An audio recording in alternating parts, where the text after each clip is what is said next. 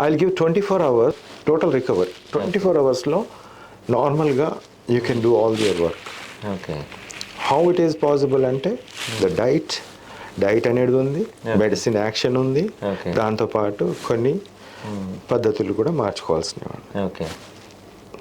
ఇక్కడ నేను ఎక్కడ కూడా పప్పయ్య జ్యూస్ తాగు ఇది ఎంతవరకు నిజం సార్? లైక్ పప్పాయ ఆకుల జ్యూస్ చేసుకొని తాగితే వెంటనే పెరిగిపోద్ది అనేది కూడా చాలా మంది ఫాలో అవుతున్నారు. వాళ్ళ బొందనండి.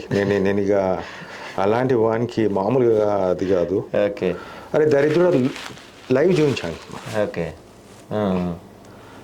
అనవసరంగా ఒక ప్రాణం తీయడం కాదండి, మనుషుల ప్రాణాలు తీయడం కాదు, బతికించడం నేర్చుకోవాలి. అది ఏ విధంగా నువ్వు ఇచ్చిన తర్వాత ప్లేట్లెట్స్ పెరుగుతాయి? లేదు, there is no increase in the platelets. How can you say that it is working?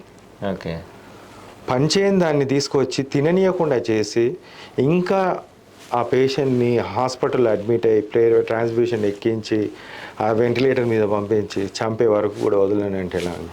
Okay. So అయితే సార్ చెప్తున్నారు, అందరూ వ్యూయర్స్ వినండి. ఎందుకంటే నేను అడ్మిట్ అయినప్పుడు కూడా చాలామంది ఫ్రెండ్స్ కానీ రిలేటివ్స్ కానీ అందరూ దాదాపు ఒక 10-15 మంది ఫోన్ చేస్తే అందులో 12 మంది చెప్పిన సలహా ఏంటంటే పప్పాయ ఆకులతో జ్యూస్ చేసుకొని తాగితే విత్ ఇన్ నో టైంలో నీకు ప్లేట్లెట్స్ కౌంట్ పెరిగిపోతాయి అని చెప్పి నాకు చాలామంది సలహా ఇచ్చారండి. ఇప్పటి వరకు మీరు క్వశ్చన్లు నన్ను అడిగారు, నేను క్వశ్చన్స్ అడుగుతాను మిమ్మల్ని. మీరు వాడినట్టయితే ఫస్ట్ క్వశ్చన్, మీకు నీరసంగా ఉండేనా? ఎన్ని రోజులు ఉండి? ఈవెన్ దో నేను డిశ్చార్జ్ అయ్యి వచ్చిన తర్వాత కూడా 3 days నాకు నీరసం ఉందండి. ఇప్పుడు నా పేషెంట్ని అడిగితే ఒక్కరు కూడా నీరసం లేదంటారు. 2 days అయింది. ఓకే. సెకండ్, ఈ పపాయ జ్యూస్ తాగమని చెప్పారా మీకు? చెప్పారు. తాగారా? తాగలేదు నేను. థింగ్ ఏంటంటే నాకు ఆ టైంలో మోషన్స్ అయి ఉన్నాయి, సో ఇంకెక్కువ పప్పాయ జ్యూస్ తాగితే అని చెప్పి నేను మీరు తాగలేదు. ఏదైనా ట్యాబ్లెట్ వేసుకున్నారా?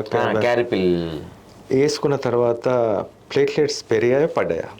2 days టైం పట్టింది. 2-3 days టైం పట్టింది. పడతానే ఉంది. అదే ఇందాక మిమ్మల్ని అడిగా కదా. మీరు క్యారిపిల్ వేసుకున్నారు, ఈ రోజు వేసుకున్నారు, 3 days అన్నారు, రేపటికి పెరిగాయా? పెరగలేదు. ఎల్లుండికి పెరిగాయా? ఎల్లుండికి 3 రోజుల తర్వాత పెరిగాయి. అది నీ చేతిలో లేదు, ఎందుకంటే ఫీవర్ తగ్గిన తర్వాత ఆటోమేటికల్గా పెరుగుతాయి. ఓకే. ఫీవర్ అనేది పెరుగుతూ ఉంటుంది, ప్లేట్లెట్స్ అనేది పడుతూ ఉంటుంది. ఓకే.